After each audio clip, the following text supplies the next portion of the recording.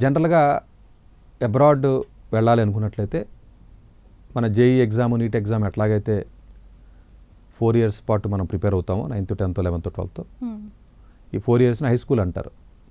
అంటే ప్రజెంట్ ఇప్పుడు new education policy వచ్చింది కాబట్టి మనం హై స్కూల్ మనం కూడా చెప్తున్నాం. బట్ అదర్వైజ్ అన్ని కంట్రీస్లో యూఎస్ లేకపోతే కెనడా లేకపోతే మీరు ఎలాంటి కంట్రీ తీసుకున్న డెవలప్డ్ కంట్రీస్ అన్ని చోట్ల కూడా 4 yearsని హై స్కూల్ అంటాం మనం. మనకి ఒకటే 11th, 12th మనం జూనియర్ కాలేజీ అని చెప్తూ ఉంటాం కాబట్టి అందుగురించి అది ఒక ఫెయిల్యూర్ మోడల్ అయిపోయింది మనకి. బట్ నౌ గవర్నమెంట్ రెక్టిఫై చేసుకుని దాన్ని 9th, 10th, 11th, 12thని ఒక సపరేట్ సెట్ చేసి అండర్ గ్రాడ్యుయేషన్కి ప్లాన్ చేసుకోవాలనుకున్నట్లయితే ఆ 4 years జాగ్రత్తగా ప్లాన్ చేసుకోవాలని చెప్తున్నాం. గవర్నమెంట్ కూడా ఆ రకమైనటువంటి ఆలోచన చేస్తుంది. ఆల్రెడీ ఇంప్లిమెంటేషన్ స్టార్ట్ చేసింది. ఆల్రెడీ 6-7 రాష్ట్రాల్లో ఆల్రెడీ ఇంప్లిమెంటేషన్ కూడా జరుగుతుంది న్యూ ఎడ్యుకేషన్ పాలసీ. ఇప్పుడు 10th క్లాస్ చదువుతున్న విద్యార్థి కానీ 9th క్లాస్ చదువుతున్నటువంటి విద్యార్థి కానీ డెఫినెట్గా ప్లాన్ చేసుకోవాలా. మరి 12th తర్వాత వెళ్ళి కాలేజీ కదా సరే ఇంకా చాలా టైం ఉంది కదా అని అనుకున్నా కంపల్సరీ ముందే ప్లాన్ చేసుకుని తీరాలి.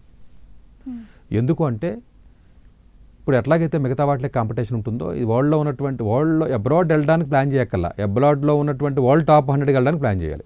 There is a lot of difference.